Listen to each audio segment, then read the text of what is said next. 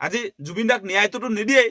এতিয়া অসমৰ ৰাইজে প্ৰাণৰ শিল্পীগৰাকীক মৰমতে যি উপহাৰ আনি তাতে থৈ আহিছে সেইখিনিকো তেওঁলোকে আচলতে চম্ভালিব নোৱাৰে। গতিকে এই চৰকাৰখন ডাইৰেক্টলি কৈছোঁ যে জুবিনদাৰ এগেইনষ্টত আছে। মানে সঁচা সঁচিকে আজি বহুত বেছি দুখ লাগিছে আচলতে যে ছমাহ উকলি গৈছে। ছমাহ উকলি যোৱাৰ পাছতো জুবিন ক্ষেত্ৰত যি ধৰণে আচলতে প্ৰয়োজনীয় ব্যৱস্থাপনা চৰকাৰীভাৱে হ'ব লাগিছিলে সেয়া একো নকৰিলে। আৰু এই বিজেপি চৰকাৰখনে জুবিন গাৰ্গক আটাইতকৈ বেছি ভাল পাওঁ বুলি কয়। আজি বিজেপিত থকা মানুহবিলাক আচল অনুৰাগী বুলি কয়, বাকী অসমৰ ৰাইজ নকল সেই কথাও কৈ থাকে।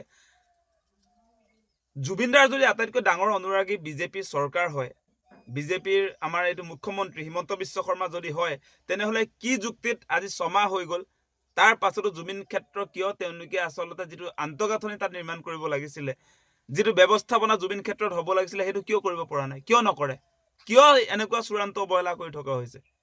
আমি সেই প্ৰশ্নবিলাক উত্থাপন কৰিছোঁ। এনেই মুখেদি বহুত ডাঙৰ ডাঙৰ কথা কৈ থাকিলে নহ'ব। অসমৰ ৰাইজে বাৰম্বাৰ প্ৰতিবাদ কৰি আছে যে জুবিন ক্ষেত্ৰক লৈ আচলতে চৰম অন্যায় কৰি থকা আমি দেখি আছোঁ। আমি কৈ আছোঁ যে জুবিন ক্ষেত্ৰত যি প্ৰয়োজনীয় ব্যৱস্থাপনা হ'ব লাগিছিলে, যি জুবিন ক্ষেত্ৰ কি অৱস্থাত আছে আপোনালোকে চাওক। আমি সদায় সেই কথাটো কৈ আছোঁ। আমাৰ নিজৰ অঞ্চল, তাৰ পাছতো আমি দেখিছোঁ যে জুবিন ক্ষেত্ৰক লৈ যি ধৰণৰ চৰকাৰী ৰেছপন্সিবিলিটি থাকিব লাগিছিলে সেইটো নাই। আমি দেখিছোঁ কালি মুখলধাৰ বৰষুণ দিয়াৰ পাছত জুবিন ক্ষেত্ৰৰ কি অৱস্থা হৈছে।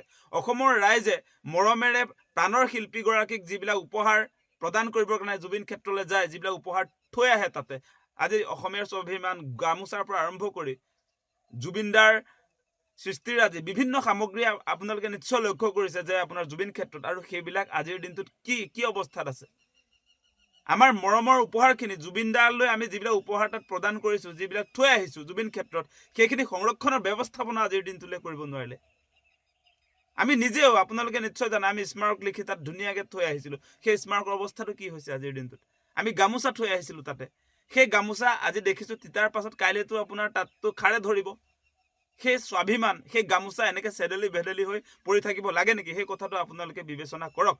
গতিকে এই হিমন্ত বিশ্ব শৰ্মা চৰকাৰখন আচলতে জুবিনদাৰ এগেইনষ্টত আছে। সেই কথাটো আমি বাৰম্বাৰ কৈ আছোঁ যে তেওঁলোকে কোনো কাৰণতে জুবিনদাৰ পক্ষত নাই, জুবিনদাৰ ন্যায়ৰ পক্ষত নাই। সেইকাৰণে জুবিন ক্ষেত্ৰ এনেকৈ আচলতে পেলাই থৈছে। আজি ছমাহ উকলি গৈছে, জুবিন ক্ষেত্ৰৰ কোনো ইনফ্ৰাষ্ট্ৰাকচাৰ, কোনো ধৰণৰ আন্তঃগাঁথনি নিৰ্মাণ কৰিব নোৱাৰিলে।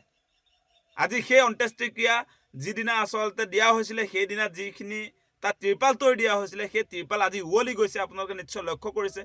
ত্ৰিপাল ফাটি যোৱাৰ ফলস্বৰূপে তাত আচলতে বৰষুণৰ টোপাল পৰি আজি আপোনাৰ জুবিন ক্ষেত্ৰত যি উপহাৰ আছে সেই সকলো উপহাৰ আচলতে পানীত তিতি এতিয়া অৱস্থা নাইকিয়া হৈছে। কাইলৈ গোটেইবিলাক খেলাই ধৰিব। তাত আপোনাৰ আমি কৈছোঁ আপোনালোকে দেখিবলৈ পাব যিবিলাক সামগ্ৰী আছে, যি গামোচা আছে, তাত খাৰে ধৰিবনে নাই আপোনালোকে চাব। গতিকে জুবিনদাক লৈ আমি যিবিলাক পৰিকল্পনা কৰিব লাগিছিলে অসম চৰকাৰে বিশেষকৈ, তেওঁলোকে একোৱেই নকৰে। আজি আমি ৱৰ্ল্ড ক্লাছ সংগ্ৰহালয়ৰ কথা কৈছিলোঁ যে জুবিনদাৰ সৃষ্টিৰ আজি তাত সংৰক্ষণ হ'ব লাগে। আমি সেই কথা এনেই কৈ থকা নাছিলোঁ। আজিৰ পৰিৱেশটো যে আহিব সেই তেতিয়াই আপোনাৰ ছমাহ আগৰে পৰা কৈ আছিলোঁ যে জুবিনদাৰ আচলতে সমাধি ক্ষেত্ৰ, জুবিন ক্ষেত্ৰ অতি শীঘ্ৰে অত্যাধুনিক আচলতে এটা ডিজাইনেৰে গোটেই ব্যৱস্থাপনাবিলাক হ'ব লাগিছিলে। আজি একো নহ'লে। তাত ফিল্ম চিটিটোৰ বহুত দূৰৰ কথা। এতিয়া আপোনাৰ সেই বাউণ্ডেৰী ৱালো মাৰিব পৰা নাই।